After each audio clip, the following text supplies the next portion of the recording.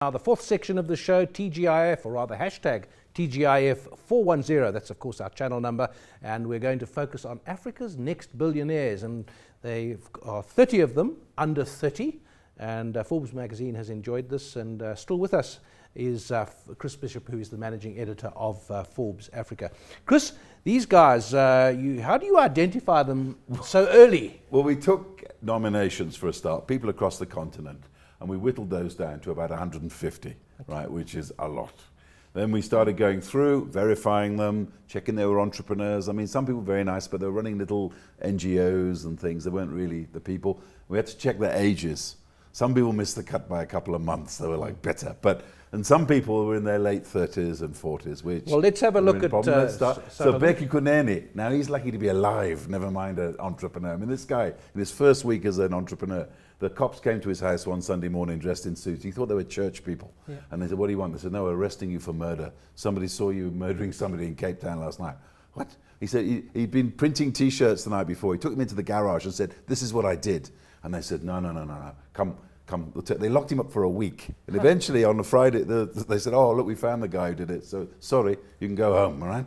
So he was like, obviously his business was stalled. He didn't give up. And then about 3 years later, he was walking home one night, got knocked up in the air by a car, hit by another one coming the way, cracked his skull, smashed his legs. He was in hospital for 3 months. Wow. And this guy's got a small business building websites. He only turns over about R1 million. It's not And they big. call him lucky. Lucky. But I mean, I thought the sheer amount of trouble he'd been through.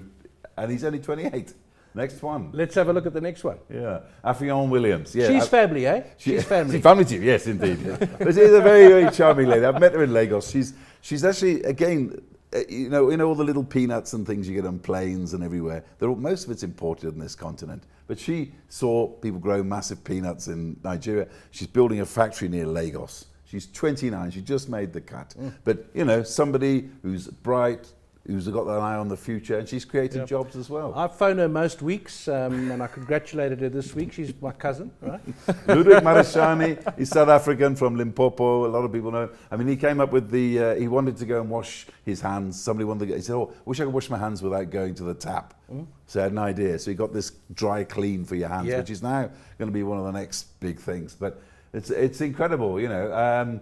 How you know, a young guy like I think he's 27 or something. Wow. You know, I mean, and the next one, I mean, like Mubarak Muika. I mean, he was orphaned at the age of 10, right? At the age of 16, he was offered a place at Harvard in the States. Most people would have said, "Oh, well, I've made it," because he was like so far ahead of himself. He turned it down to become an entrepreneur. He sold his first company, age 18, for $500,000. This tech company. Chris, how many nominations came from South Africa? I mean, are there more proportionately? There was are there more coming from Africa than South Africa? There's quite no, it's divided. There's about 7 or 8 in West, 7 or 8 in East. We tried to divide it. We tried to balance it up around, but mainly it was just people, their stories. I mean, and Marashani. I mean, there's another lady who, this lady here, Ola Kunri. I mean, this is an amazing story. I mean, she went to England when she was a kid, and she ended up in a foster home when she was about 10 years old.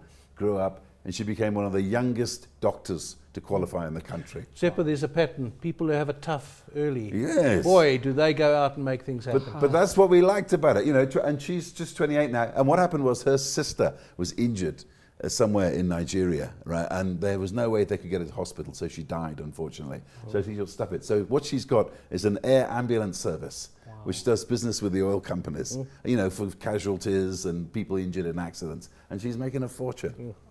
How do people do this? And Takunda Chingoza, where's he from? He's from Zimbabwe. He runs a tech company up there, like a lab company. He's won awards. He does like a sort of startup factory thing. He's quite he's quite a sort of smooth operator. I must say they all look very smooth and attractive and everything. Absolutely. I mean, one thing that got me was that how people knew about their business. You know, like you phone them, they wouldn't say like, "Oh, well, I think that it'd be no." 2, how kind of humble they were. Most of the guys, they were like, "Yeah, okay, fine," and incredible the amount of different innovation. There was a guy from Uganda called Steve Sembuya. I mean, his family apparently were the Rockefellers of Kampala, right? And they had all this money and everything. And then the family business took a downturn. There was debt and infighting. It died. So he was like, as he said, he wasn't very poor at all. He was very poor. So essentially, he got a cocoa plantation and started making chocolate. Fantastic. Seppo, you were trying to get a word in each way, but once Chris gets going on his selected people, Sorry. But as I say, I'm glad we had a member of my family in that bask in reflected glory.